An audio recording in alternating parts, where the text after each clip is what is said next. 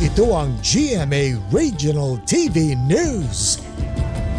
Patay ang 6 na magkakaanak matapos masunog ang 2 bahay sa Urdaneta, Pangasinan. Balitang hatid ni CJ Torida ng GMA Regional TV.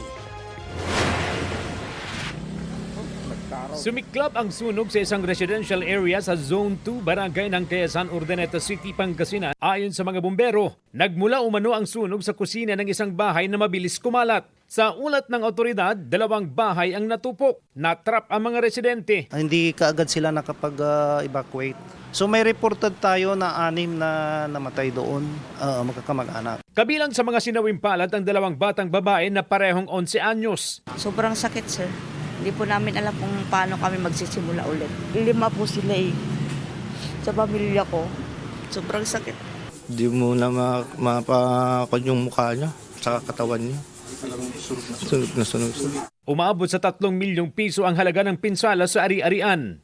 CJ Torida ng GMA Regional TV, nagbabalita para sa GMA News.